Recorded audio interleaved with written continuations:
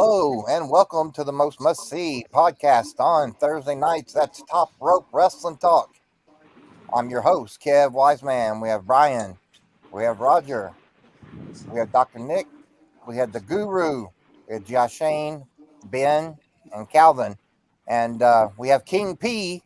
We're going to let him introduce himself and tell us a little about. He's our guest today.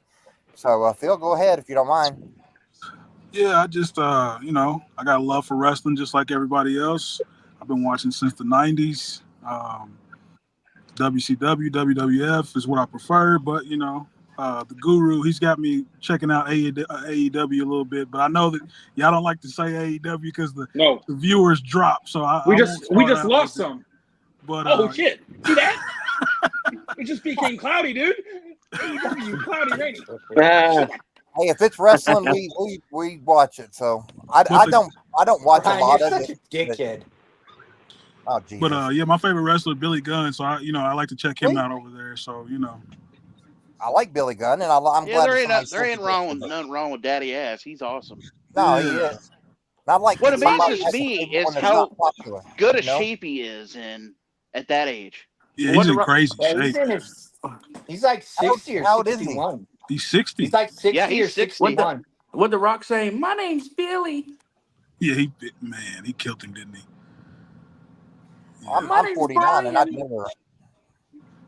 Yeah, he's 60 or 61. Well, Phil, it's glad to have you, man. And if you want to talk about AEW, you feel free to do it, no matter what anybody else says, because we're an equal opportunity employer. Except for Roger, Brian he can't talk about it. Hey, what's up, Larry Walker? Hope you're doing okay. Glad you joined us. What's up, Larry? What's up, Larry? Larry. Okay, guys, Will is running a little late, so we're going to move on. And I want to know what you all's thoughts of what the hell, Money in the Bank were. We'll start with Brian. I mean, I thought it was decent. I mean, I think I can agree with most everybody here. I think they wasted Money in the Bank, the men, anyway. Just again, they already had, CM Punk and Drew McIntyre were already at a peak like rivalry, right? Like they didn't need to have him cash in to make that any more interesting. I mean, granted, now Seth Rollins is involved, but I thought they wasted it. They could have gave it to somebody else, like LA Knight or, somebody else. But I thought overall it was like 6.9 out of 10. It wasn't bad. 6.9. Yeah.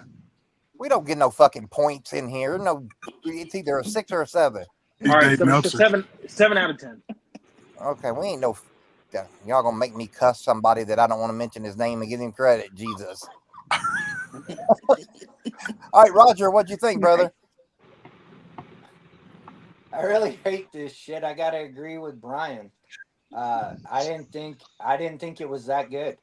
I agree 100% that they blew the men's Money in the Bank. They did do that. You could have easily given that to Jey Uso or LA Knight and let them run with it and give somebody a chance, as opposed to giving it to somebody that again, Brian stated it, that they're already at a peak. There's no reason to add anything to that. It didn't benefit anything other than taking away somebody else's opportunity to cash in later on down the road. Adds more fuel to the fire. If they wanted him to, they wanted to fuel the fire, but if they wanted to do something, they should have had Punk screw him out of the Money in the Bank. Mm-hmm. And then when he went to go grab the case, knock him off. Yep. Yeah, exactly. That's exactly what I was going to say. You could have gone other routes about that. Now, a couple of the other matches were good ones. I felt that the Bloodline match versus Cody and them and Randy and KO, I felt was a good match. I felt it was a banger. But there was just, you're going to have mistakes. You had the Seth and Damien kick out because the people didn't bring up the music at the right time. I mean, but overall, I'm with Brian. 7 out of 10. And I think Brad liked it. He the Mr. Brad Howarth, he put I get all that, but it created a new storyline with Seth. I don't necessarily agree with that. I mean, I think he had CM Punk always has a storyline with Seth due to their past Yeah, so, you didn't need that. In my opinion, to comment on the referee thing, I used to referee in the indie scene, and we were always taught no matter what happens, if they don't kick out, you count the 3. Regardless of whether the song hit or not, we were always told, if they don't kick out, if no one stops you, you count it no matter what, because we don't want to destroy that illusion. So he actually did the right thing, as stupid as it looked. All right. Well, what's up, because he only counted. He counted to 2 and then raised his hand and walked away, and Damien didn't kick out, so he shouldn't have even counted to 2. He should have kept going. But I'm not. My point to that is I'm not going to knock that, but you could have. There's other ways that you could have moved different things around to make it a little bit better PLE. I'm not saying it was total garbage, because I'm not. Like I said, I gave it a 7 out of 10. But there was ways around that. You didn't need to bring Seth into this and make it a three-ring circus now when you had this huge buildup with Drew and CM Punk. Now you're just adding something else to it, which is probably going to end up in another PLE, which is going to push the other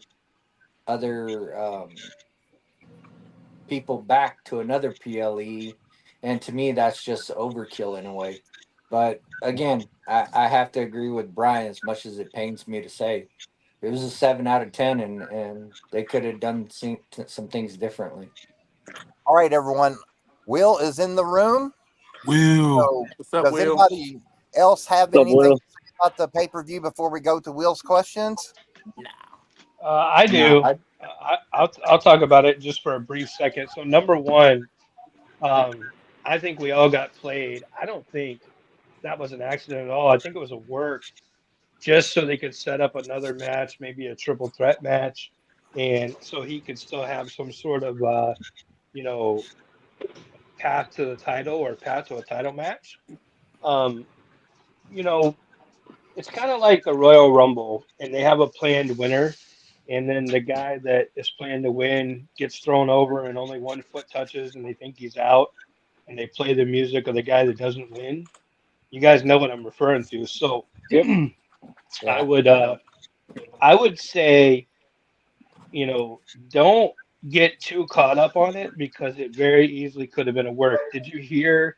If you watched the press conference, you would have heard Triple H say, "Oh yeah, I'm gonna have a talk one-on-one with that referee." Yes, you did. Yes. But when he said that, it made me think, if he was really gonna have a talk with him, maybe he wouldn't have said that. Maybe it was just a way to get Seth back in the title picture. So now all of a sudden, SummerSlam is supposed to be Gunther and Drew, but now Seth has a possibility, maybe at the following pay-per-view or at the Hell in the Cell, or, any of those other opportunities to say, hey, I beat you, I should be the champion. And, just don't rule out the fact that it could be a work. I don't know if everybody thought of that already, but. Yeah, because it was said kind of like tongue-in-cheek a little bit, kind of jokingly, I guess. Yeah. So I'm just saying, we've all seen enough. And as far as, in the indies, when they say protect kayfabe at all costs, which is basically what Nicholas was telling us, you protect kayfabe at all costs. But when you're in what I'll refer to as the biggest league out there, and you have millions and millions of dollars on the line, you don't protect kayfabe at all costs. You protect the result of the match at all costs, because at some point down the road, there's money on the line for that end result. So there's a huge difference there, because, in the independents, if you have a main event where, Bucky Jones beats Lego Magoo for the world title, Lego Magoo wasn't supposed to lose, but the very next week, or even, 30 minutes later, Lego Magoo can challenge for the world title and win it back in 30 seconds. In WWE, it's not necessarily like that. I am now a huge fan of Lego Magoo. Hey, real quick though, I do think there was a missed opportunity though. I was really anticipating when, Chad Gable was climbing the ladder that the Wyatt Six would come out. I really think there was a missed opportunity with them not coming out. Yeah. So how do you fire up such a popular gimmick and such a popular group and then have any PLE whatsoever and not have any showing of them at all. Yep. Exactly. What a missed opportunity, right? Yep. And how do you Yeah, not, it was how do very you, strange. how do you not have them at least influence the winners of Money in the Bank? Like, say they came out and just helped, Tiffany win, or they came out and just helped Drew win, or whatever. You should have had some sort of a run-in or an appearance, or like, say, Naomi's up on the top and she's about to win the briefcase, and Tiffany gets up there and she's about to win it. Say Tiffany falls down and Naomi's climbing, and the Wyatt 6 hits, right? And it freezes her in place. It gives Tiffany the opportunity to knock her off the ladder and go up and win, right? So you still have the same result. But at the same time, now you've at least included what's potentially your greatest characters.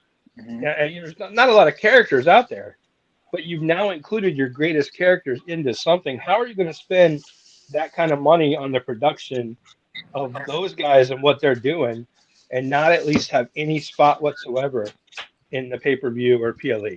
Makes no sense. Yep, I agree. Any other comments on the pay-per-view before we go to Will's questions? Yeah, I'd just like to say, I want to throw one more thing out there, and then I'll shut up. I promise. Okay. The idea of John Cena announcing the retirement, I think they could have waited an additional 4 or 5 weeks to SummerSlam. I think it would have had more impact to announce it at SummerSlam than it did at Money in the Bank. That's all I'll say. I'm be quiet. Okay, who's that's next? definitely true. I was just going to say about the men's Money in the Bank, I would rather them progress the story with Drew and CM Punk, even if it's just a little bit, than for them to have, let's say, Chad Gable or Jey Uso win it and then them not have anything for them to do for the next however long. And now we're just waiting for a whole year like they did with Drew Damian to cash in on his Money in the Bank. So, I mean, I liked the match. I thought it was all right. I mean, we all knew Drew was going to win, but I would just rather see Drew win and then progress the story, even if he loses the same night, than to have Jay win and then he's just pretty much doing nothing for the next 6 months, waiting on something to happen. Okay, great answer. All right, guys. You know how you get Jey Uso over, Kev? Put him back with Jimmy. Put him back with Jimmy. How many times have we said that on the show? Yep. That's how you get it over. It'll happen soon. It'll happen soon. Yeah, that'd be the bloodline stuff. But all right, we're going to head into Will's questions. We'll take it over, brother. Awesome. So first of all, welcome, Phil. Glad to have you. Yep. I know it's been a long time coming. It's just been a matter of putting timing together. So glad you're here. My first question is actually for you. And it's one that I ask a lot on here, and everybody has their own answers. But, the first question is, if you had a friend who wasn't a wrestling fan and didn't watch wrestling, what match would you show them to try to get them interested in wrestling? Oh, that's tough. That's tough. I'm probably going to go with Razor Ramon, Shawn Michaels ladder match. I think that's the greatest ladder match ever. There's nothing I can say about that match that you all don't know about it. I feel like that's like a top to bottom great match, and that's a good way to introduce somebody to wrestling. You ain't lying. Greatest Intercontinental Champion of all time. Yep, Razor Ramon. Yeah. Very good. I like that answer, and I absolutely agree. And it's hard to beat that one. Put that up against even any classics today or in the last 10 years. It's hard to beat that. So, all right, Ben Bowman, one half of the World Tag Team Champions. Oh, the World Tag Team Champs now. All right. What? Oh, okay. What is your favorite VHS video that you own?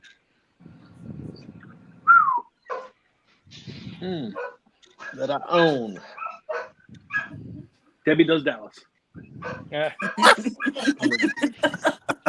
Jesus. I would say Wrestling in the Shadows, the Bret Hart story. It's a good one. That was a great one. It's a real great Did you know about 2 years ago they actually released that on Blu-ray as like a special limited run? Yep. Through Amazon. I tried to get it and mine got on pre-order and never did show up. Yeah, it was awesome though. They did it, and actually part of that Amazon or I don't even think it was Amazon at first. I think it was through a different company at first. I think the company was called Vinegar Syndrome or something. It was something crazy. Yeah, they make a lot of specialty physical media.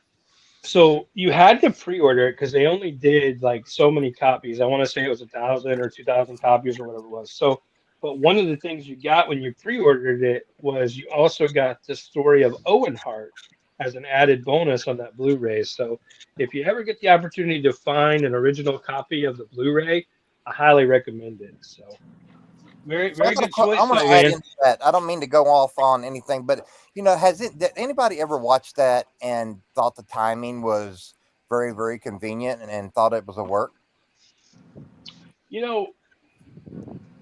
I don't know that I can politically correctly answer that question, so I'm going to leave that one alone. But I don't think you're far off. Yeah, I got you. I didn't want to start a new subject. That's what I was thinking, and I'm like, I thought I'd bring that up to the guys. Yeah, I don't think I can say anything that would not be construed as inappropriate on that. Gotcha. It's hard to comment just because of the fact that people have always called me a conspiracy theorist, yet almost everything that I said came true. I mean, the answer to the short part of it would be, yes, he had an accident. Yes, he passed away, but I think there may have been contributing factors. I don't know. Controversy drives cash, right? I was talking about the Brett one. I know, but I'm saying as far as with the Owen situation, I think Nicholas was referring to the Owen situation too. I think Nicholas, I'm right? You're talking about the Owen part too, right? Yeah. So controversy creates cash. That's all I'm saying. Gotcha. All right. Up next part of it is Shane O'Mac. Let's do favorite wrestler you've ever met. Favorite wrestler I ever met. Well, I say I've met quite a few now, and I'd say my favorite, it'd be tough between Sergeant Slaughter and Charles Wright. I love both of them. They're both awesome people. Had good experience with both of them. I say I got to hang out with Godfather, Papa Shango, a couple times, and we had a really good time. So I'd have to go with him. Okay. Yeah, for some reason, I thought you were going to say Henry Godwin, but I definitely understand. He was great. Yeah, well, that was a blast too. A blast too. Now, just so you know, I write these questions up well in advance. Right? So the next one actually is already scheduled for Nicholas, believe it or not. And it's kind of ironic, but Nicholas, the next one is for you. Owen Hart's best match besides with Brett. You talk about irony. There it is, previously written out. He had a lot of really good matches, and I think a lot of people, do go to the matches that he had with Brett because, it was brother against brother. But honestly, a lot of the matches that he had as the Blue Blazer were actually, there wasn't a lot, but I'd have to say if I could pick one, I'd have to say, honestly, some of the tag matches that he had with Jeff Jarrett when they were tag team champions. Some of the guys that they fought during the Attitude Era, because, there was a lot of, aerial stuff, but the stuff that Owen was doing was not quite seen, especially in that era. So, I can't think of a specific one off the top of my head, but it's hard, honestly. When I think about Owen, of course I think about Owen and Brett with the matches, but my next go-to with Owen would be like just pre-Attitude. where it was like him and Bulldog against Shawn and Austin, or him and Bulldog against Austin and Mankind, and different, characters. Or I guess he was Dude Love at that point, not Mankind. But, I think about that era. But, nothing for me will ever top, I don't think, Owen and Yoko versus anybody. Because what a great team. Yeah. So I think they worked so well, even though their styles were different. Well, and if you watch the hell, I can't remember what they called the documentary now. It was like one-on-one with Yoko or whatever. Icons, I think it was called Icons series a couple years ago. And you watch and you listen to how bad a shape Yoko was in, and how Owen had to carry those matches. And you go back and you look, it's like Owen beat the holy hell out of whoever they were facing for like 10 minutes. Yoko would run in, drop a leg or drop a bonsai, and they could beat anybody. So, what an awesome point in time, in wrestling in the mid 90s, especially, you still had those characters like Yokozuna was so believable, that he could kill you, and that's what was so cool about it. So good answer. I love the Attitude Era part with Jarrett. I think we were kind of on a similar path with the tag team thing, but I think just a little pre-Attitude Era, I think Owen could have been world champion immediately following when Brett left. I just thought it was interesting when he changed his gimmick, from, the Blackheart to, getting his hair cut, and then, going into, wearing the construction type thing, and becoming that more aggressive Owen, which was so different. Yep. Even the time when he was with the Nation, Yeah. Yep. He was not a nugget. Absolutely. Nope. He was not a nugget. If you remember that storyline, I mean, you had some good times watching it back in the day. All right. Keeping it moving forward. Calvin. Welcome in, Calvin. Lex Luger's greatest rivalry. Who did he have his greatest rivalry with? Ooh. Damn. Can I phone a friend on this one? Because I really, really don't know. Okay, yeah, go ahead. Ask for help. Hell, I don't know, Dr. Nick. What was the question? I'm sorry. Lex Luger's greatest rivalry. Lex Luger's greatest rivalry. I'd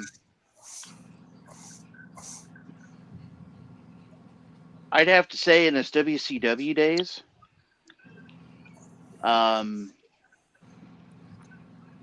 Just because, trying to think, gosh. The man was all over. It's hard to come up with one. The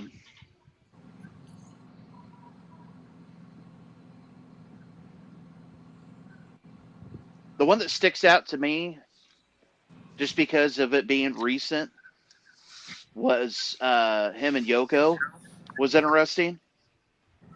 The guy goes, slams him, should have won the title. It was huge. America versus Japan. Lex Express. I mean, the guy was basically what they were trying to, they were trying to take him and put him in Hogan's place when he left. Right. So, I mean, he did so many things and with so many people. I'd have to say that one sticks out the most to, I wouldn't say like the common wrestling fan, but like somebody who was a fan during those mid-90s. If you mention the Lex Express, they're going to go, oh, yeah, SummerSlam.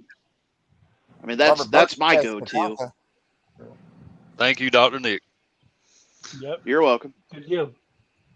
All right, Roger. Father says Vader. Too. I think that Hulk Hogan WCW rivalry was pretty good as well. When it was Hollywood Hogan, and he kept running from Lex lightweight, he was kind of like running from him and stuff. It was just classic Hogan, and that was a pretty good rivalry. Well, even him as the narcissist with Mr. Perfect. Yeah. All right, Roger. Welcome in, Roger Elkins. Roger, what is your favorite WrestleMania match? It doesn't have to be the greatest match of all time, but what is your favorite WrestleMania match? Wow. Oof. Welcome, Mrs. Elkins, in. Welcome in, Sarah. Welcome in. Welcome in, Sarah. Welcome. My favorite WrestleMania match. Oof. That's My a favorite tough one. Elkins.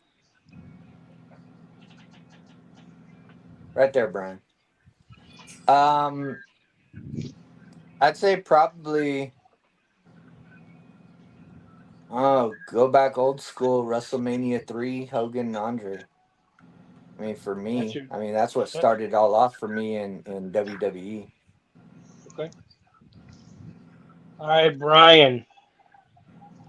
Brian, your favorite character to ever defeat Hulk Hogan in what match? I mean, I would just say this is an early Nitro. Well, I don't want to say early Nitro, but I would say Goldberg. Goldberg beating Hulk Hogan on Nitro that night.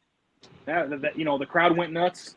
Trash was flowing all over, and yeah, I would say Goldberg defeating Hulk Hogan that night was probably the best person to beat him.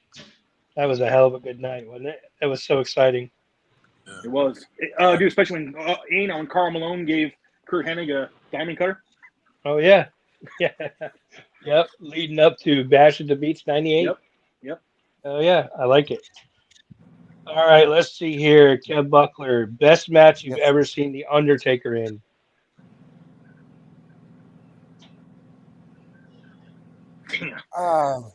Let's see here. Give me a minute. You guys act like these are hard. They're not hard. They're just I have so many. Yeah, Undertakers, dude. They're mind twisters, right? Yeah. I'm gonna say Undertaker Kane Inferno match. Hell yeah. Okay. All right. I like it. Manuel, we got Manuel here. I see him up in the corner hanging out. I wasn't 100% sure he'd be here or not. I know he's going on vacation. He ain't left yet. Close. Manuel. Yes. Best Survivor Series match of all time. I'm gonna say Brett Austin. 96. For me, it's one of my favorites, just for the simple fact of the interview that Austin does right before he goes out, where he lets Brett know that basically he's getting an ass whooping. Right. The famous cliches are cliches, and ass whooping is an ass whooping. That's for right. me, watching it as a kid, I'm like, man, hey, this dude gonna whoop somebody's ass. That's right. I mean, when you're a kid, that's what you're thinking. Like, he told him he's gonna whoop his ass. For me, that's one of my favorite ever. And if you watch that and you really truly watch it, like, you don't get distracted. I think we all have this terrible habit these days of we're watching something, but we're only half watching it because we're kind of on our phone and we're messaging folks and we're going through Facebook and all this stuff. But if you truly watch that match, it is a work of art.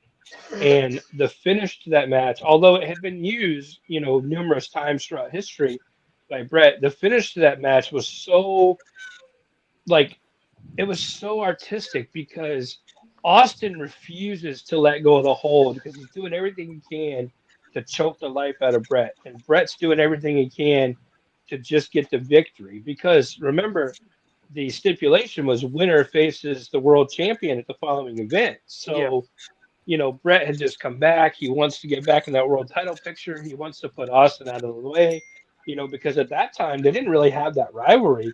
They just kind of had, that the build up to the match, and it almost looked like they were going to have this big match and then it was going to be over. But of course it wasn't. It started one of the greatest rivalries of all time. And then the rivalries that spun off of that, which we'll talk about at a later date, became the most historic rivalries of all time, probably, or some of at least. Yeah. You look at the things that came from Brett coming back and having that match. Sid goes on, and becomes champion that night. Shawn goes on, regains the title, loses his smile. Mr. McMahon becomes out of that a year later because of the controversy with Brett. There's so many things. The Austin McMahon rivalry, the creation of Big Show coming in '99. There's so many things spun out of that one match that people don't even realize. So, Very good answers, very good questions, I think. And I would say those are some of the toughest mind questions that we could ask. Yeah, they get you. All right, everybody. So this is your chance to ask Will a question. So if you have one ready for him, we'll go around the room and get it going. How about you, Brian? All right, William. Who do you think was the Hart Foundation's biggest rival? You know, I always think it has to be Demolition. And, you know, a lot of people don't realize this, but they faced Demolition at SummerSlam twice. And, you know, the first time they faced Demolition at SummerSlam, they lost. You know, coming through to 99, or not 99, 90, coming through to 90, they actually win the titles in a 2 out of 3 falls match, but only with the help of LOD. You know, so it almost made it look like no matter what the Hearts did, they couldn't defeat Demolition. So, you know, I'm sure they had some tremendous other rivalries, but how could you put anything against, you know, Demolition? I know everybody thinks the Bulldogs and the Hart Foundation was, you know, such a big deal, but not in the same sense as Demolition. You go back and watch SummerSlam 88, and you go back and watch SummerSlam 90 with the Hearts and Demolition. It's tremendous. Now, another great match that took place, not so much a big built-up rivalry, but another great match was the Hart Foundation and Nasty Boys at WrestleMania 7. Even though it wasn't built up the way it should have been, that could have been an ongoing feud for a while, but they were working so hard at that point to get Bret as a singles competitor that, of course, you know, they take the tag titles off the Hart Foundation. But, you know, that's probably a different topic for a different night. But I would challenge everybody in this room right now to go back between now and next week and watch the Hart Foundation versus Demolition matches and tell me who had a better rivalry with those guys. Great question. Roger. So since we were talking about Money in the Bank, I was wondering, in your opinion, what is your top 5 Money in the Bank PLEs?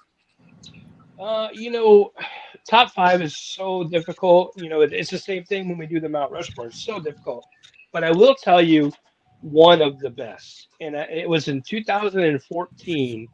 And they had a Money in the Bank that wasn't for the briefcase. It was actually for the belts. And John Cena went up the ladder and won the belts at a Money in the Bank pay-per-view.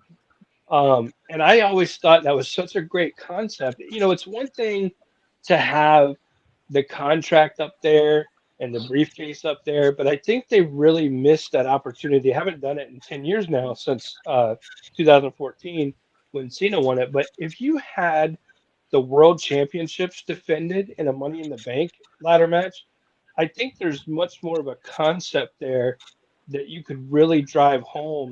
Either you're really going to push your champion harder and say, this is why this guy's champion, or you're going to be able to create an opportunity for somebody else in that match. And again, same thing with the Hearts Demolition. I would challenge you to go back and look at that event where Cena wins the titles. It's Money in the Bank 2014. And what a great concept. What a great idea. Mm-hmm. And can you imagine today, you know, look at this past weekend, if you had Priest put his world title on the line in a Money in the Bank match. You know, I think it's a great idea. It may be just me, but I think you could drive some serious business with that concept. All right, great question, Mr. Guru. So, in other than Flair, of course, in WCW, who was the greatest U.S. heavyweight champion? Lex Luger. Yes, sir. Lex Luger, beyond the shadow of a doubt. And also, too, to this day, Lex holds the U.S. championship for more combined days than any other talent ever in the history. And, you know, Lex, 87, maybe 88, 89, somewhere in that time period, they didn't want to put the world title on him. So they kept making him look incredibly strong as the U.S. champion, because you got to remember back then, old NWA, WCW days, when you were U.S. champion, you were #1 contender to the world championship. So, you know, they kept Lex, you know, constantly competing for the world title, but they kept making him U.S. champion. So he would be a champion but he wasn't ready for that push yet. Now, of course, that all changed in '91. What was supposed to be the Great American Bash '91, it was supposed to be Lex versus Flair in the cage for the World Championship. Of course, Flair dips out, goes to WWE, WWF, and it ends up being Barry Windham versus Lex for the world title, which is history. I talked to you guys not long ago in the chat about the history of that Great American Bash poster where the picture on it shows Flair and Lex, but of course that match never happened. But, you know, there were some other good U.S. champions, but I don't think, you know, even stunning Steve Austin wasn't nearly the champion that Lex was. He didn't carry it the same way. Ricky Steamboat was another tremendous U.S. champion. Of course, Brett, Roddy Piper, so many of them. Scott Hall, so many. But I think you got to go with Lex. All right, Mr. Ben Bowman, what you got? As for it's almost about halfway through the year. The conventions are going on. Who is someone you're actually looking forward to seeing at conventions besides us? You know, for me, Charlotte's coming up in 3 weeks. I'm looking forward to seeing the Big Show only because, you know, I have that project piece that I'm trying to complete. Yep. And I want to get that finished up. And I think that's going to be, you know, I've had that for years and years. And I've been working on completing it at least 5 or 6 years. I've been working on completing it. So finally getting that piece knocked out, the last signature. You know, you look around, nobody else has one of those. You can't find one of those. They were an early print. The majority of them got destroyed. You guys know the story. Majority of them got destroyed. I think finally finishing that it'll be a good victory. When you collect items and you can finish a piece, it brings a different level of excitement to the piece. Good question, Calvin. I really don't have one. That's fine, man. No problem at all. Mr. King P, do you have a question you'd like to ask William? So we kind of touched on it earlier, talking about kayfabe, and my question is, how do you feel that kayfabe is still important in today's era? Like, were you disappointed with the Wyatt Six being shown at the restaurant right after their debut, or how important do you feel kayfabe is in today's wrestling? Pre-event, pre-appearance, yes, it's important. Post-event, no, it's not important because we all know the reality of it, and it's never ever going to be the behind the scenes that it once was. Obviously, we know they all go stay at the same hotel. We know they go fly on the airplanes together. They share car rides together. They go to dinner together. So for me, did it bother me that they all went out of character to the Waffle House? No, not at all. But if they had done all that before they came out and made that appearance, I think they would have really messed it up, and it would have ruined a great opportunity. But kayfabe in the major leagues is dead, and it's unfortunate. But you know, that's why you don't have characters anymore. That's why you have just a guy named Sean or a guy named Tom or a guy named John instead of the Undertaker or the Berserker or the Mountie or Hacksaw. You know, if you could ever spin it back to where it was characters again, I think the level of interest would go through the roof because I believe you're going to get a whole new generation of people. I mean, you think about it, you know, you talk about Gen Z and Gen X and millennials and everybody else. All these generations of people have missed out on what it was like for us to watch characters. When you saw a fireman wrestle a garbage man, or you saw a dead man wrestle a king, it's so much different than watching Seth Rollins versus Damian Priest. Right. All right, great question. Dr. Nick. So this might be, I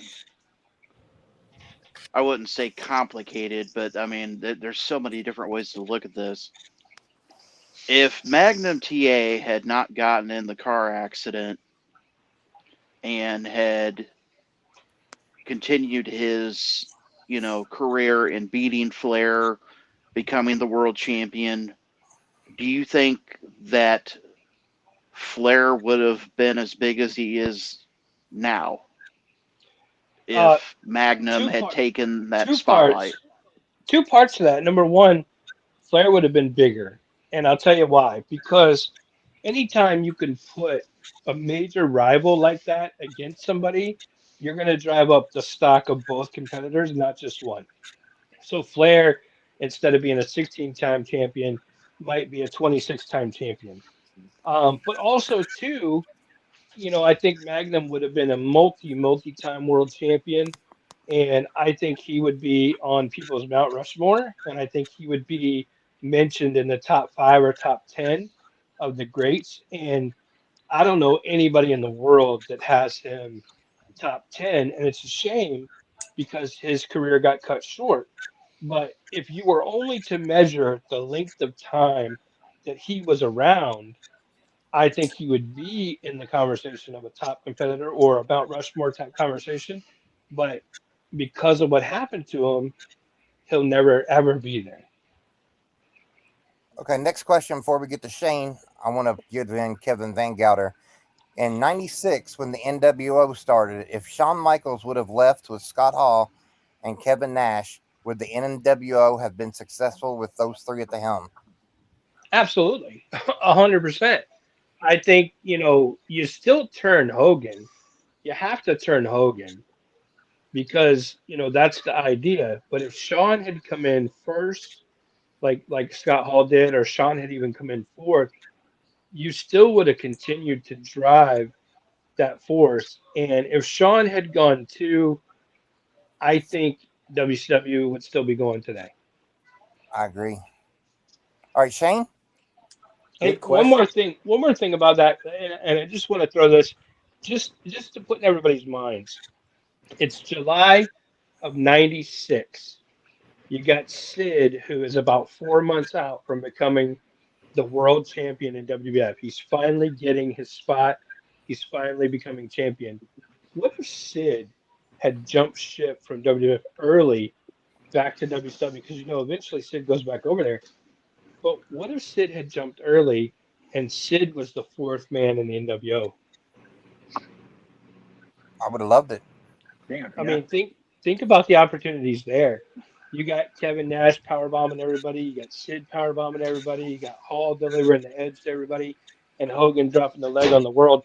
They would have had to have created another generation of wrestlers just to compete with what would have been like the quadruple towers. And you got to remember, every one of those guys is at least 6'7", 6'8". So if that happens, does Vader get his championship? Absolutely. Awesome. Absolutely. Vader beats Shawn at Survivor Series, or maybe even SummerSlam, and Shawn takes it back at Rumble like was planned. All right, Shane? Out of all the current talent out right now, what is who is somebody that you haven't met that you would like to meet? Oh, damn, that's tough. That might be the toughest one of all. Ooh, that is a tough one. I would say current right now. Oh, man. Stumped him. You did. Tippy time. Nah, I think I'd really like to meet CM Punk. I didn't like the guy for a long time. I like the way his character's going now. I like the direction they're taking him. I would like to meet him. I don't think he's very fan friendly. That's good shit. That's good shit. I don't think he gives a hoot about the fans. But I would like to meet him. I don't know if you consider him current talent or not, because I know he's been around forever. But I wanted to say Roman, but I met Roman a couple times, and I wanted to say some of the other guys, but I have had the opportunity to meet them already. So I'm going to go with Punk. I agree with you. I like what they're doing with Punk. It's not necessarily Punk himself, because I've never really, really got into him, but it's the way that they're pushing him is what I really like. So I will say, I've met Punk twice. 2012 at Chicago Comic-Con and 2022 I met him at C2E2 in Chicago. And I will tell you this, you would think he'd be not really into talking with the fans. The second time I met him, dude was all about it. Like, you walked up there with your item, he'd look at it, and, you know, if it was, I watched as people were coming up, he'd look at it and go, oh, wow, you know, I haven't seen one of these in a while. And he'd sign it for you, talk with you for, you know, 5-6 minutes or something. I think he's learned that he can't be that standoffish person. You know, is he still an asshole? Sure, I bet he is. But he puts on that customer service thing of, you know, hey, I'm here for the fans. They're going to pay me money. Even if it's a fake niceness, I don't give a shit. Right. You know? Yeah. That's some good shit. I mean, hell, fucking Tito Santana, I wanted to drop kick his ass. I think that was the toughest question I've been asked. And awesome.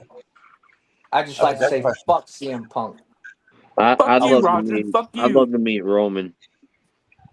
And see, I have a couple times, and man, I can tell you, he was so cool, so relaxed, very nice guy. I was truly impressed, and so was my wife. Jess was very impressed too, at how, you know, just genuinely nice of a guy he was. Yeah, I think that'd be cool. We're going to start our other segment. We're going to go around the room. We're going to list, each of us are going to list our top 4 heels. Top 4 heels. And I'm going to go first. And who's keeping track? Who's keeping track? Brian. Who wants to keep track? I'll keep track. Okay. Yes, off a white of it, buddy.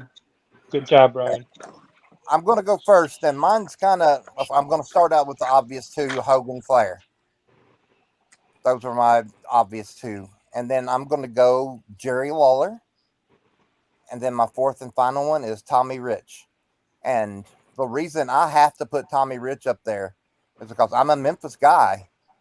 And that match, that hair match where Tommy Rich was a babyface but turned heel with Heyman and Austin Idol, I have never, ever to this day seen as much heat. They had to get the crowd out of there before they could even get the competitors, and even Jerry himself, because he was a face at the time. They had to get the crowd out of there because they were going to kill Austin Idol. They were going to kill Paul Heyman, and they were going to kill Tommy Rich. You didn't do that to Lawler at the time. He never lost a hair match, and for Tommy Rich to do that, that was the most heelish thing. I've seen him do other heel things, but that's the most heelish thing I've ever seen in my life. So that's why I have to add him on there as my 4th person. So I wanted to explain that. Mr. Brian? Wait, I have to officially say, from my perspective, I hate your answers. And not because they're bad answers, but because I feel like they stole some heat out of mine. Oh, okay. All right. Well, number 4 for me is Hollywood Hogan. Number 3 is Roddy Piper. Number 2, Vince McMahon. Number 1 is Ric Flair. That's my 4. Great answers. That's awesome. Roger? Lawler, Hogan, Michael P.S. Hayes. Oh, gotcha. And my final one, I'm a toss-up. Can it be a manager or does it have to be a wrestler? Yeah, whatever. Mine's got to be Jim Cornette. You know, as a Texas guy, I'd be disappointed if you didn't say Michael P.S. Hayes. You have to say Michael P.S. Hayes. You have so to. I'm about to hit the end stream button. You guys are taking the fluff out of mine. Manuel? All right. So obviously you got to go with Hollywood Hogan. You have to. Jake Roberts. Especially when he was the blue pants and the red flame pants guy. Trust me. James E. Cornette, my all-time favorite manager, and Paul E. Dangerously. All right, fantastic picks. Okay. Will. You're next. So just so you know, you guys are some sons of bitches. Sons of bitches. Now I gotta change. Somebody get kicked? Now I gotta change mine up a little bit. So number one, No. Bobby the Brain Heenan, number one heel of all time. Number two, of course, is Hollywood Hogan. Absolutely. Number three has got to be Vader, because I don't know of anybody early 90s that was hated more than Vader. I really don't. And then number four for me, just because I had to change up from what you guys are saying, would have to be the beginning of the career, the first couple years of The Undertaker. He scared the shit out of you, dude. I mean, Exactly. Kev, you're officially on my bad side. What the hell did I do? You guys and your answers. You said screw the tribal chief. I'm taking all of them. That's right. You left right, nothing Shane, on the table. Left nothing. Shane, you're up next.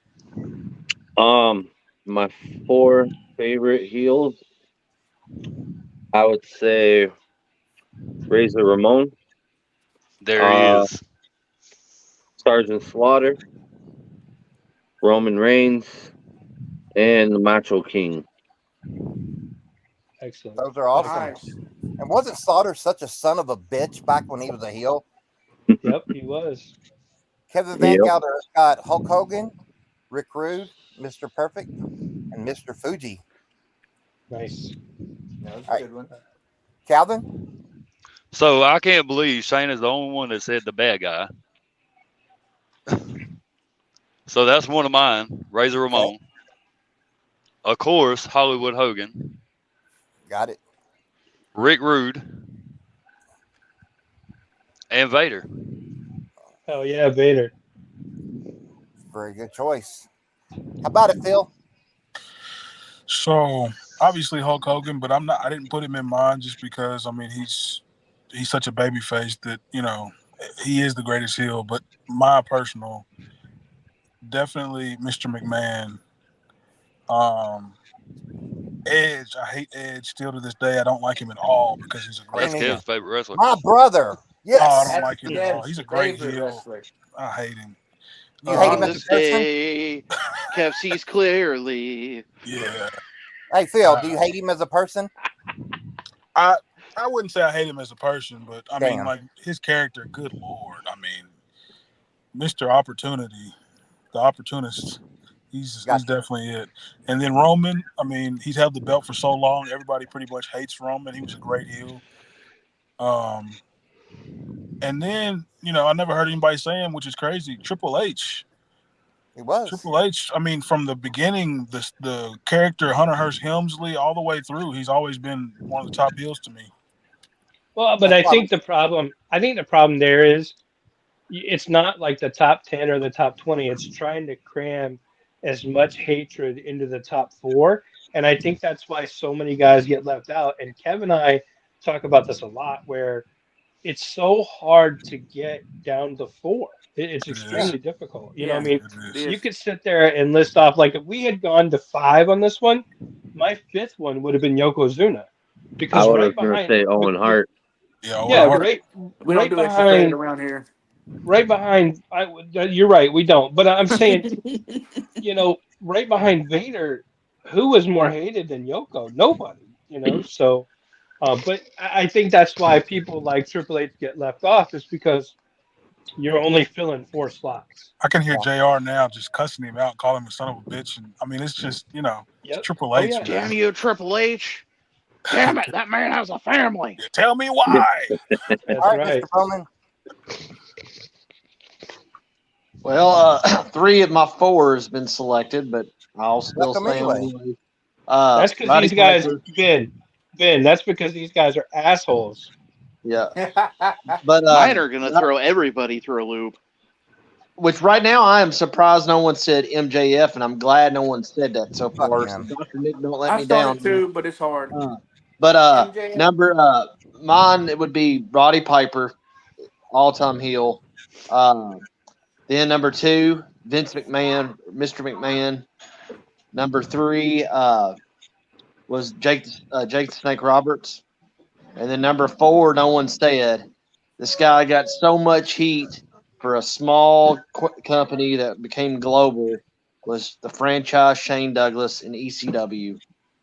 Like I said, that man, like I said, if you go back and watch all those like crowd riots and fights, and it was pretty bad. So those are my 4. And then if I had to go 5th, Iron Sheik. I'm surprised no one said Iron Sheik yet, too. We don't do extra credit around here, right, No Brian? extra credit, man. All right, Dr. Nick. Well, you know what? So- I'm going to play heel. Screw you guys. That's right. That's what I said. That's on you. I know. I already told them they're a bunch of assholes. I'm gonna go old school here, and even though it wasn't like it, I didn't see it till later on. But Gino Hernandez, Hell from yes. World Class, Yeah, hell yeah. would be number 4. He was a son of Yes, a sir. bitch. And a little bit extra credit, his tag team partner Chris Adams. Chris Adams. That guy was a badass. I already told you guys number what happened 3 with my uncle and them too. would be Matt Bourne. Matt Bourne is Doink. Nice. Number 2, as much as I loved Michael P.S. Hayes, I always thought Terry Gordy was even more vicious. I thought that guy was like, the huge badass of the group. He was. He was, but if I you mean, It look was at it, Michael's the mouth leaders, and his the leader of brawn. the group Oh, that yeah. started it all was Michael Hayes. So I mean, can that's see the his type of point guy that, you'd see in a bar that beat the shit out of people.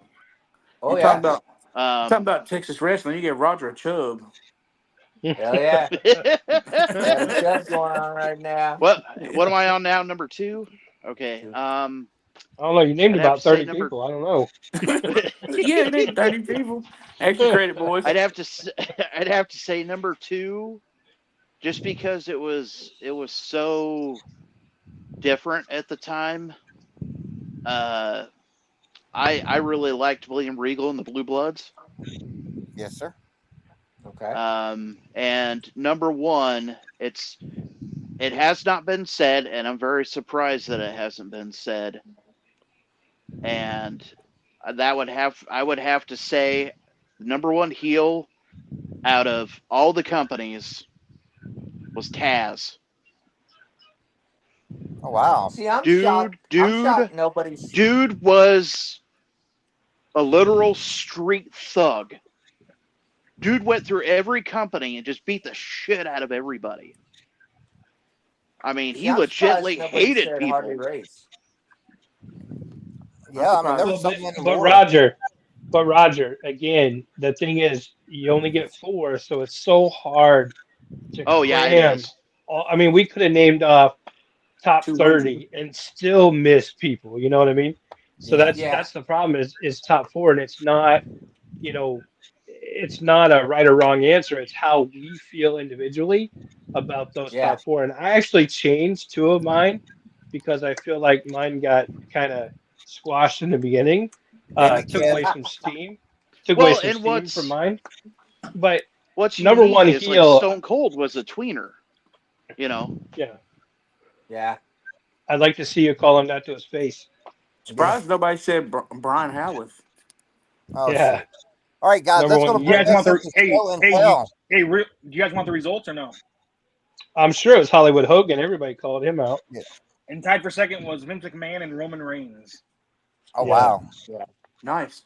I'll get with you later, and we're going to put those up on the main page and let everybody else look for them, too. But Kev, starting next week, though, we got to stick to 4 because of time constraints. But, I mean, it's so difficult. Maybe we go to 5 total, or maybe we go to 4 with 1 honorable mention. I don't know. We may do that. I'll see what we'll do. We'll switch it around and possibly do 5. No problem. I mean, we're going to run into after Nick just named off like 72. We're going into show and tell, guys. I was doing the list of Jericho. I know. Armbar. All right, I'm going first. I'm going on show and tell. First, I got signed John Cena magazine. Nice. I can't see anything. And then on the other, I got another John Cena signed magazine. Can't see it. Nice. Can't see it. I just see a pair Don't of fucking blind me, damn it. It's show and tell. I love Cena. Quit fucking blind me. Go to hell. I have a high disdain for Cena. I have a high dislike for Cena. I don't give a fuck what you do. Don't fucking ruin my show and tell with blind. Exactly. I'm gonna blind your damn LeBron loving ass, damn it. Yeah. Piss me off. Fucking Him CM and Punk loving him ass. and his Hell. fucking Britt Baker shit. Brian, we Well- have a truce. All right, we Brian. just officially got canceled. Yeah, we did. So I got this from William. I got a dual sign Dudley Boys. I wish you Nice. got those belts. The next, Nice. and then I'm just gonna show the next few things for these guys that are watching, and I know everybody in this circle knows everything that TRC has to offer. But I mean, guys, when you see that, what do you think? So with a again, tear this in is- my eye. Yes, this is the stuff you guys can find on the lives and in our claim and in our claim sales. Next piece I have is this. I know Kev has this too, but guys, Oh my God. I love That that. doesn't work for me, brother. So gorgeous. so again, Tuesday nights, this is what you guys can get. Wow. I got y'all next week. Roger. Yeah. All right, so I got a Ron Jeremy autograph. ultimate. I do have a Ron Jeremy autograph. Hey, Roger, tell him to shut the hell up. Shut the fuck up, Dr. Nick. He said, I'm sorry. I got a Ultimate Warrior Hall of Fame GameStop Nice. exclusive. dude, I love those boxes. And Me then too. I went this past weekend and met Danhausen and Nice. Look at that. Look at that blue. I like that blue. got his autograph. Wait, I thought Nice. Dan hasn't met you. He's a That's great he did. guy. That's what it was. He It did. was He Roger's was- autograph. He was honored for me to grace him with my presence. You're Exactly. damn right he was, Roger. You're damn right. And then Sorry. this is the last thing. Nice. Did you get Hulk Hogan that on rocked sale? What's that? Did you get that on sale? No, actually, so Danhausen was at a card and a toy store, and they had this, so I picked it up. Nice. Cool. I love it. Rip And it open. that's all I got. Rip it open. No, Come on now, Hogan's awesome moves. that's your department. I don't do that. Okay, we're gonna go on I to like to Calvin's rip it. next, since I got that. So Wait, you got manual too. I do, but I got yours up first. So Hold on, my phone's about to Said die. fuck manual. Goddamn, Said fuck Manuel. Can you CM not come Punk prepared? loving ass. No. Manuel can't even charge his phone beforehand. Yeah, it used to be Brian's phone. there is Calvin's. Not anymore. Wait, that's just one. You only sent me one. Well, I know I got the other one in my hand. Okay, well I here's love one of those Calvin's. posters. Hey, those are gorgeous, man. Don't Those are underestimate. gorgeous posters. Don't underestimate those Bartlett posters. Those are hot. Thank Yeah, you, they Ben go Bowman. very quick. So there's You're one welcome, of brother. his. Okay, go ahead with your second, Calvin. The Oh, there it Fiend is. It's Fiend keychain. Oh, That's Fiend awesome. keychain. Nice. Yeah, those things are badass. That's Yeah. it. Pretty cool. Okay, now we're gonna go back. Now we're gonna go to Gurus. My bad. Why is it your bad? No, I'm on vacation mode. They call him Guru, but he can't even charge his damn phone. Exactly. You know what? You know what? Screw Damn you. help. The help is Screw what it you. is. What the? No, It's I the don't What, are know. you out of town for a Pride Parade? It's the porn one Yeah. that I sent you. The porn one. CM Punk loving ass. You know what? You know what, Roger? Screw you. The hate in here Hold on, tonight I'm is, trying to is figure off the this out. chain. So, It's the one I sent that had the porn on it. okay, if you say so. He The didn't Nala add Rose. that one. He kept that for himself. The Nyla Rose one is what I want you to show first. Yeah, I'm sure you do. Damn He it. said show it for Brian. Hold on. I've messed up. Yes, you have. And Nyla Rose and her 14-inch cock. Okay, do y'all see anything? Nope. Nope. No, I don't see anything. You mean just tell them You're about getting it? ready to. Okay. See Dr. Nick's ugly ass, but no. This ain't his. Hey, Of course. beautiful. There it is. There we go. So I got that from the great Ben Bowman. Oh, that's awesome. Very cool. It actually is a really beautiful, is a nice one. It's a really beautiful piece in person. So, I love the Papa Shango character probably about as much as I love the Godfather character. Yeah, that's awesome. Then of course you got to have the host. We talked about that not long ago. Like, who is the better of the two characters, Shango and Godfather? And that's such a tough question. That is. Damn, everything moved out of the way. Okay. So, I got messed up. Okay, King P, you're up next now. So I got this. I don't know if y'all can see it.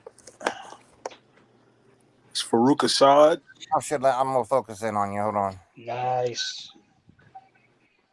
Cam, you got one of those too. Oh man, that is yeah. That is one of my favorite figures. It's he signed it Ron Simmons and Farouk Hall of Fame 2012. It's one of my favorite pieces right here. Yes. That's a nice one. Hey, remind me afterwards. There's a piece, I'm going to put it in the chat for you guys to look at. There's a special piece. I had a conversation with Ron Simmons one-on-one about a piece that I had made, and I'll tell you the story. I'll put it in the chat so you guys can check it out. That is sweet. I love that figure. Me too. Dr. Nick. So I've had this for a little while, but it's one of my favorite graded pieces. This is from the debut of Danhausen. This is a PSA 10 from the Dynamite. Oh, nice. Yeah. Oh, yeah. Wow. I won this on eBay about a year ago, and I love graded stuff, and to have, and it even has, like, if you have anything from PSA, they even put in the title up here, Danhausen debut match, Dynamite / Rampage. So very, very cool item to have in my Danhausen collection. I was gonna say you're a Danhausen fan anyway, though, right? Just a couple. Absolutely. Yeah. Hey, Dr. Nick, let me give a couple plugs real quick. Number one, we don't recommend buying from other places like eBay or Evil Bay. And number two, our recommended trusted source for autograph authentication is JSA. Even though there are PSA graded items out there, JSA is now doing that as well. I do have one more thing. Okay, yes, sir. So I think I stunned Nick with that. I think he's like, "What the hell is this guy talking about?" The ringside exclusive Hogan Wolfpack. Nice. Wow. Nice. I cannot bring myself to open this, so I did. Better open. I got I two. did. And this one, eventually, I'm gonna send it to William and get signed for me. Yeah. I think that would look beautiful with a red Posca. Absolutely. Oh, Yep. Agreed. Yeah, I have it in red Posca. It's beautiful. Wow. but I'll that's have to, what I'll I've have to got. take a picture. I'll take a picture of it and send it to you. All right. Put it in the chat. Kev, put it in the chat. Yeah, I want to see it too. Put it in the chat. Deal. Ben? All right, I just got one thing because I had to move Sunday 5 carloads with my stuff back. So, but pretty cool shirt got in. It says Daddy and me doing the fist bump. Cool deal. Nice. So, That's cool. so Mary goes every time I wear this. That way I can have her with me at all times. So Daddy and me fist bump. That's cool. That's all I got. Cool. Fantastic Nice. shirt. We love it. That kicked my ass. Will. I'm only gonna do one tonight because for the sake of time. But they released these a while back and they sold out super quick, and it took honestly like 2 years to get them back in stock. So some of you guys may know what I'm talking about, but it is the Roman Reigns side plates from WWE. So if you look at it, it's not just the traditional one that came out like 10 years ago. It's got the Roman Reigns plate, which was his logo, and it has the one, of course, Lord help me, I'm going to try to hold it up for the camera. Lord be with me. But it's also got the one with him doing the Superman punch. Oh, yeah. So, nice. So you guys know probably, shit, I don't remember, 3 months ago or more. You guys remember my wife was gracious enough to buy me the belt signed by Roman. You guys remember back here? Yeah. Yep. So, and I've shown that before. So after the live tonight, I'll be putting the actual plates on the belt. Nice. So I'm super excited about that. I mean, I could have shown 500 different things, but you know, it's the little things. It's the little things that excite the shit out of me. You know how it is. You know that. Me too. Yep. I'm just glad you didn't open up that ladder match box. Well, honestly, I was going to tonight, but Manuel saved the day. Yep. I told him, I said, Guru, just buy it. All right, Shane.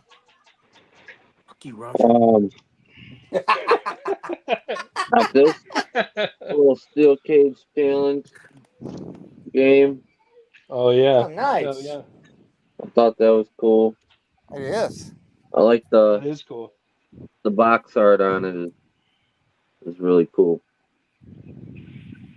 Hey Shane, if I can partner with you on your show and tell real quick, I'm going to show one of those on Tuesday night. But all I'm going to say about it is it's autographed. Holy hell! Oh, finally got one of those. Goes. And Money Inc., baby. G.I. Joe. G.I. Joe. All right, cool deal. That's all I got for now. All right. So can I just can I throw one comment out there? Like, I don't even collect G.I. Joes, but Shane's collection makes me fucking jealous. It does, doesn't it? Yeah. That's just one wall. Hey, do you think you'll ever get the aircraft carrier? The flag? I don't know. Yeah, the USS flag. That thing's insane, man. Yeah, that's like $5,000, you know. Did I miss anybody for show and tell? Did I get everybody? So. No, you got everybody. Well, sometimes the windows shift around and everything, but that's going to come to the end of the show. And as always, we've run into some overtime, so we're going to give everybody just a little bit of time to say their goodbyes and take us home. We'll start with you, Roger. Be a friend. Tell a friend something nice. Just might change their life. Thank you guys for attending. See you guys on Tuesday, and have a great week. Guru. Check us out on Tuesday nights. Check us out on Thursdays. Don't sleep on the mystery boxes. And remember, pro wrestling is real. People are fake. King P. Appreciate y'all for having me on here tonight. You know, tune in Tuesday. That's the greatest show ever, man. Tuesday's the greatest show ever. We'll have you back on, brother. I hope you enjoyed your time. We appreciated you. All right, Dr. Nick. Trust a fart more than you trust the government. And don't forget to make America great again in November. Well, right. We just got canceled again twice. Facebook just pulled us. Sorry, yes, got Miriam here. She wanted to show something real quick. She was at vacation Bible school this week. All right, sure. She made some colored sand tonight. So sand art, I love it. Oh, those are cool. And then I'm gonna give a shout out to her because I'm trying to get her to watch modern day today's wrestling, and so I'm gonna share a photo though probably this week. But she was sitting there right up by the TV watching NXT was just on, and so she was on there, and she kept telling me that she watches them, but we root for the good guys. So if they're bad guys, but so who is one of your favorites you like? Can y'all hear? She said, if you say his name, he'll appear. What's his name? She likes Joe Hendry. So now I can't cuss him because so she like that. But then I got to a moment as a dad. I was sitting there watching AEW. I know people say we're going to lose viewers, but last night was an intense moment with Mariah May at the very end beating Toni Storm with the fight. Well, Marin saw that. As a dad, she's 4 years old. I wasn't thinking, and then she was like, "Are they okay?" And I'm like, "Yeah, they're okay." But like last night, maybe as a dad moment, a little kid moment, I'm like, it's a little too much, but I enjoyed it. But for her, I got to tell her, they're okay. But other than that, last night was pretty bloody, pretty bad. But yes, other than that, thank you everybody, and that's all I got. All right, Will. All right, so I got way too much, but I'll try to keep it as short as possible. Number one, Kev Buckler, you're an ass for your choices on the top 4. Number 2, good job, Roger, on that blue on the Danhausen. It popped like crazy. Number 3, Phil, man. Phil, thanks for joining us. Really enjoyed having you here, and I think he just bounced. But, man, I'm glad he was here, and I hope he comes back because he was a great addition. I don't know why he bounced. I guess he thought we were over. Shane, like I said, I'm jealous of the collection. 3 weeks, guys. We'll be in Charlotte, so looking forward to seeing you guys there. Super happy with how everything's going, with the lives and everything else. This coming Tuesday. God dang, you guys! This coming Roger's Tuesday. just upset Pride Month's over. Okay, so first of all, Nick, you named off like 67 people in the top 4, so you can't say shit. Next thing, Tuesday night, guys, 8:00. We have so much fun. I even got a compliment from Ben on Tuesday night, so if you didn't see it, I would encourage you to go back and watch the replay because I almost fell out of my chair. And last thing I'm going to say is be on the lookout for a winner pick'em event this weekend. I think we do the best winner pick'ems out there. And I think we're going to do some expansion on how we do our claim sales. We did a little expansion on it a couple weeks ago, and I think we're going to do some expansion on how we do some different things that is going to involve this crew right here. So, but again, thank you guys so much. Absolutely appreciate the hell out of you. Manuel being with us, Calvin being with us, now Phil being with us. Great additions. Really enjoy it. So I know we're way over. A full crew tonight. Kev, don't even talk to me. I don't even want to hear you right now, Kev. All right. You done stole my thunder. You won't mute him, but you've been silenced. That's right. Put yourself on mute. But guys, I can't tell you how much I thank you. I sincerely appreciate you, and I'm really looking forward to Tuesday and again next Thursday. And again, 3 weeks we'll all be together in Charlotte, and you can't get better than that. You can't get a better time than getting us together, pouring a couple of drinks, and just kicking back and laughing about stuff. So thank you, guys. Okay, it's my turn to talk, and I'm going to say that this is the first time that we have had 10 people, because your max is 10. And this is the first time that we've had 10 people, at least that I know. So you can't hush me up now, Mr. Will. Yeah. Please, well, and one of them bounced off. Yeah. I thought he said something about his phone earlier. I don't know. It was Phil, yeah. And technically, he would have been the 11th person, not the 10th. No, we got 9 right now. With him would have been 10. He was 10th. No. Oh, yeah, you're right. Well, I was what? It's the way I see that. I was talking to Roger. I wasn't talking to you. Oh, okay. It's the way the blocks come up. I can see 10 on my screen, but one of them is a double of me. So I'm pretty positive you were talking to me and you said I was right. So no, I wasn't. Dude, did William just turn heel? I wasn't talking to you. And second of all, I would never say that to Ben, even if he was right. So, but you would tell me I was right until tonight. Okay. You done fucking turned heel on me. You done stole my answers and messed up my answers. All right, Shane.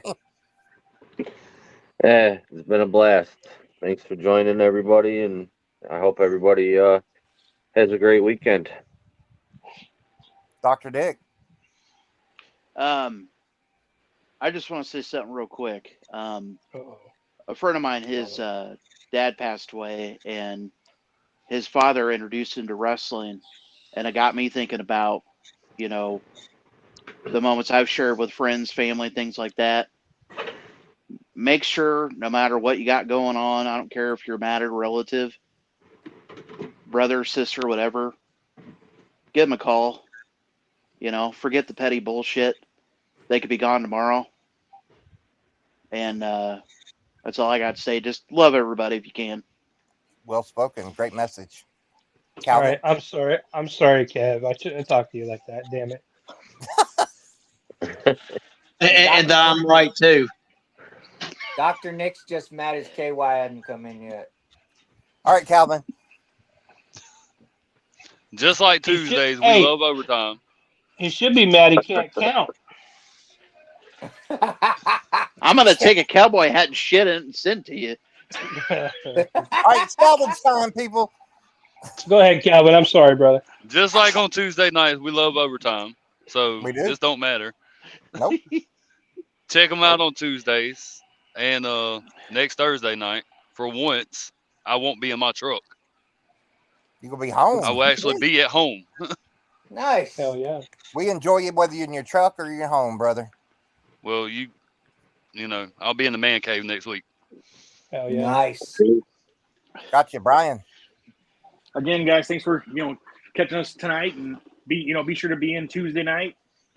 I mean, you guys know what they sell. I mean, it's top-notch stuff, 100%. Pastor rating, JSA, and Thursday night you get to hang out with us and listen to us talk, and then all of us say "fuck you, Roger." It's a great night. Yeah, Roger get his Playgirls autographed by Shawn Michaels. But no, thank you. But I have a quick PSA for everybody out there. And everybody in here knows I need this, but I'm hoping this can reach more people. If anyone finds a Monday Night Wars Kevin Nash, I could use one, please. I got you this weekend, man. I'm going to Walmart this weekend, probably.